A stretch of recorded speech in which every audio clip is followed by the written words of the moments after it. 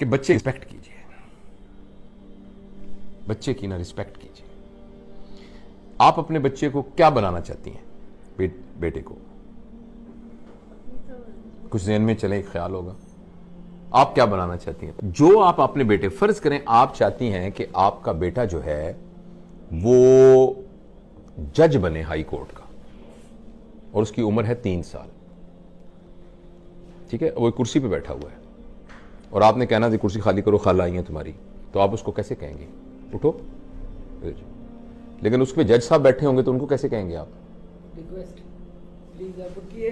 Please आप, जहमत तो होगी आपको, बुरा ना मनाइए, ये मेरी छोटी बहन आई हुई है, तो आप अगर वहां तशरीफ रख लें तो मैं आपका बड़ा शुक्रगुजार होंगे। तो मीलॉर्ड जो आप उसको बनाना चाहते हैं ना, उसके लिए उसको तैयार करने का मतलब यह है कि उसकी वैसी इज्जत करें जो आप उसको बनाना चाहते हैं।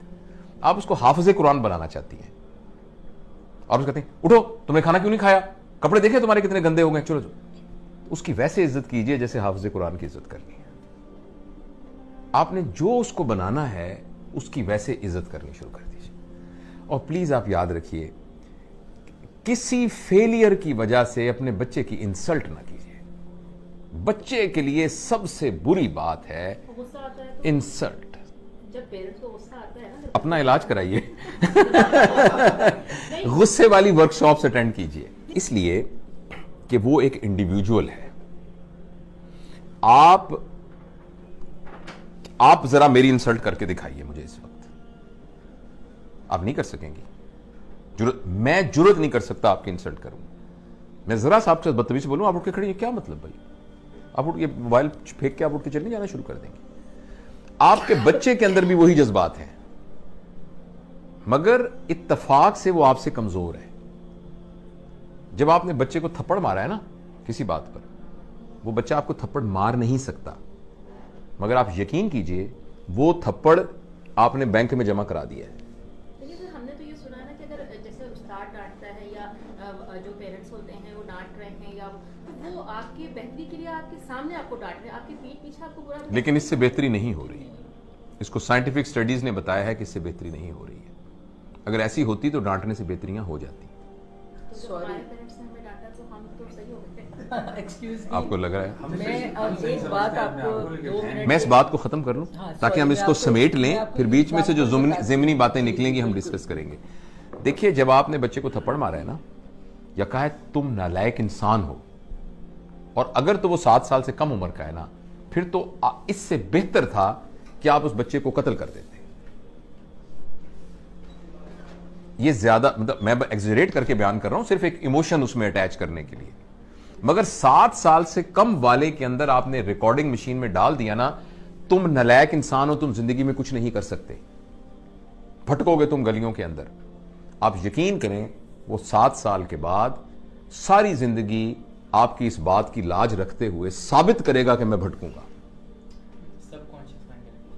वो साबित करेगा कि मैं भटकूंगा। और अगर आपने उसको थप्पड़ मार दिया, वो थप्पड़ बैंक में जमा हो गया, जैसे मैंने अर्ज किया था, और उसमें फिर बैंक जैसे हर साल सूद देती है, वो सूद के साथ इकट्ठा हो रहा है। अभी वो आपको थप्पड़ मार नहीं सकता, एक वक्त में आएगा वो आपको थप्पड़ मारने के काबिल हो जाएगा और वो आपको थप्पड़ मारेगा। वो थप्पड़ जरूरी नहीं कि फिजिकल मारे, वो अचानक कहेगा मामा मुझे दुबई में नौकरी मिल गई है। आप कहेंगे मेरा तो एक ही बेटा है, लेकिन मामा आखिर रोजगार के लिए मुझे जाना ही होता है। आप कहेंगे जिसके साथ शादी की है ना मैंने, अजीब मैं बहू बेहाल आई हूं, हालांकि मेरे भाई की बेटी है, पता नहीं इसने क्या मेरे बेटे के कान में फूंक मारी है, वो उसको लेकर दुबई चली। मुझे जोड़ों का दर्द है, इसके अब्बा को हार्ट अटैक हुआ है, इसको ख्याल ही नहीं आया। वो थप्पड़ था जो कि सूद के साथ इकट्ठा हुआ है, और वो अब उसने आपके मुंह पे मारा है। इसलिए बच्चा अगर आपके यहां पैदा हो गया है तो वो आपका मेज या आपकी कुर्सी नहीं है, वो आपकी प्रॉपर्टी नहीं है। और कोई भी आदमी, चाहे आपका बेटा है चाहे कुछ भी है, वो इंसल्ट बर्दाश्त नहीं कर सकता। इंसल्ट को रिएक्ट करना उसको नहीं आ रहा इस वक्त, इसलिए चुप करके डर के बैठ गया है। फर्ज करें वो थप्पड़ नहीं मारेगा तो उस थप्पड़ ने उसको सारी जिंदगी के लिए डरपोक भी बना। हो सकता है उसका ये रिएक्शन निकले कि वो सारी जिंदगी के लिए थप्पड़ खाना, वो थप्पड़ खाता रहेगा। वो बंदा होगा जिसको उसका बॉस भी थप्पड़ मारेगा, जिसको देखे ना, मां वो है कि जब कोई गलती करके आएगा तो उसने मां के दामन में अपने आप को छुपाना है, उसी मां ने उसको थप्पड़ मारा है।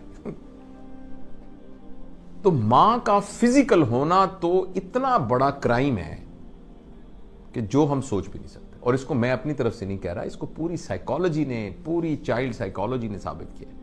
अगर आपने बच्चे की बेइज्जती कर दी ना, किसी बात के ऊपर बेइज्जती कर दी, ये बेइज्जती अगर वो आपके खिलाफ नहीं इस्तेमाल करेगा तो वो पूरी दुनिया को इजाजत दे देगा अपने खिलाफ करने की। तो दूसरा ये है कि उसकी बेइज्जती ना करें किसी बात। और खासतौर पे आप बेइज्जती किस बात पे कर रहे हैं मुझे बताएं। तुम्हारे नंबर नहीं आए सही, क्या जिंदगी नंबर गुजारने का नाम है? नंबरों के ऊपर जिंदगी होनी चाहिए। मेरे पास मेडिकल कॉलेज में स्टूडेंट्स आते हैं 1200। मैं पब्लिक मेडिकल कॉलेज का हूं जिसमें मुफ्त, तकरीबन मुफ्त पढ़ाई होती है। तो 80,000 बंदों में से चुन के आते हैं बंदे 3,500, जिसमें से 300 मेरे पास आते हैं। आपके ख्याल में वो क्या बच्चे होते होंगे जो 1200 नंबर लेके आते हैं? और वो पहला इम्तिहान जब होता है ना, हाय अल्लाह हमारा इम्तिहान हो रहा है, हमारी स्टेज हो रही है, कहीं मैं फेल ना हो जाऊं। क्या ये वो बच्चा था 1200 नंबर लेने वाला? नंबरों ने क्या कर दिया उसको?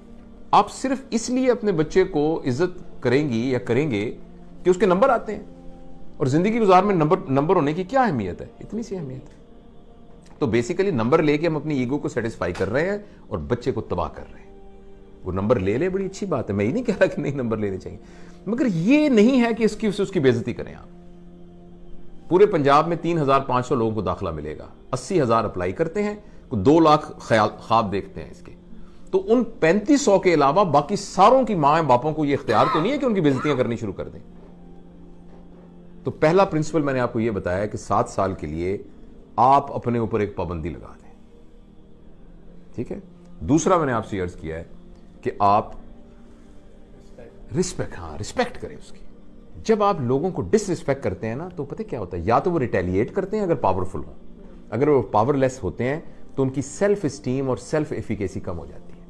उनको लगता है मैं गंदा हूं, मुझे लगता है मैं बुरा हूं, मेरे लिए मेरी मां से बड़ी सनद कोई नहीं है जिसको मैं देखकर, आंखों में देखकर फैसला करता था क्या सही है क्या गलत है। उसी मां ने मुझे थप्पड़ मारा है, यानी मेरे ऊपर सबसे बड़ा फतवा लग गया है कि मैं गंदा आदमी हूं, मैं इस काबिल हूं कि मुझे मारा जाए। क्यों भाई? जो मेरे लिए दुनिया की सबसे बड़ी मुकद्दस हस्ती थी, उसने ये फतवा दिया है कि तुम थप्पड़ मारने के काबिल हो। इसका ये मतलब है। तो अब अच्छा, ये तो कहा ना आपने बच्चे, आपने बीच में आपके सवाल का जवाब दे दो कि जो अब तो ये वक्त गुजर गया, आप क्या करें? अब ये करें कि बच्चे को बुलाएं और बुला के कहें, बेटा अब तक की जिंदगी में तुम्हारी तरबियत के सिलसिले में अगर मुझसे कोई गलती हो गई है तो मुझे माफ कर दो। वो कहेगा मामा आप क्या कर रही हैं, क्योंकि वो सब कुछ उसके सबकॉन्शियस में। उसका नहीं बेटा, मेरा ये फर्ज है कि मैं तुमसे कहूं, मैंने कोशिश नहीं की, मैंने जान के कुछ नहीं किया, मैं तुमसे बहुत प्यार करती हूं, तुम मेरे दिल के टुकड़े हो, लेकिन फिर भी मैं समझती हूं कि तुम्हारे कॉन्शियस में, सब कॉन्शियस में किसी जगह अगर तुम्हें ख्याल हो कि मां ने मुझे, मैं बेटा माफी मांगती हूं, प्लीज मुझे माफ कर दो, और मैं तुम पर इतबार करती हूं, मैं तुमसे बहुत मोहब्बत करती हूं, और आइंदा तुम्हें मैं बिल्कुल नहीं कहूंगी, लेकिन तुम सिर्फ एक वादा करो, जो तुम्हारे दिल में हो मुझे बता दिया करो, लेकिन मैं तुमसे वादा करता या करती हूं कि मैं तुम्हें आइंदा इंसल्ट नहीं करूंगा। हाँ, मुझे कुछ अच्छा ना लगा, मैं तुम्हारे साथ शेयर करूंगी, मैं तुम्हारे साथ आर्गू करूंगी, मैं तुम्हें समझाने, लेकिन मैं तुम्हारी बेइज्जती नहीं करूंगी आइंदा, प्लीज। ये तो ये इसका हल है जो बड़े हो गए उनके साथ।